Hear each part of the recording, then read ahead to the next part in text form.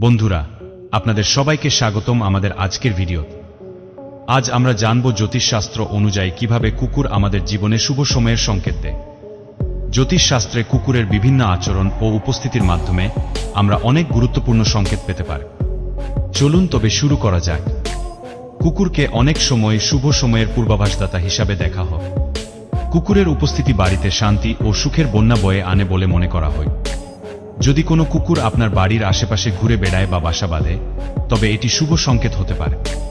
কুকুরের স্বভাব ও আচরণও আমাদের জীবনে শুভ সময়ের আগমনের ইঙ্গিত দিতে পারে।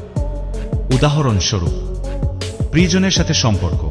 যদি কুকুর আপনাকে বা আপনার প্রিয়জনকে বারবার চাটতে থাকে, তবে এটি আপনার সম্পর্কের মধ্যে আনন্দ ও প্রেমের সংকেত দিতে পারে।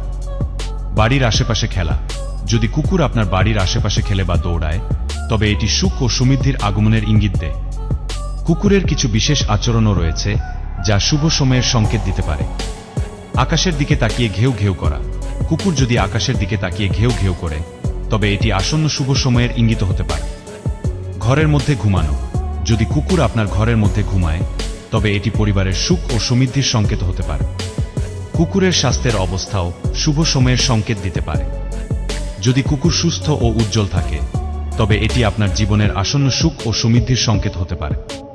তো বন্ধুরা, আজ আমরা জানলাম কিভাবে কুকুরের বিভিন্ন আচরণ ও উপস্থিতি আমাদের জীবনে শুভ সময়ের সংকেত দিতে পারে।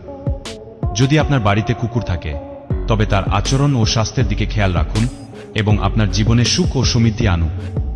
ভিডিওটি যদি আপনার ভালো লেগে থাকে, তবে লাইক ও শেয়ার করতে ভুলবেন না এবং আমাদের চ্যানেলটি সাবস্ক্রাইব করুন, যাতে আমরা আপনার জন্য আরও এমন আকর্ষণীয় ভিডিও আনতে পারি।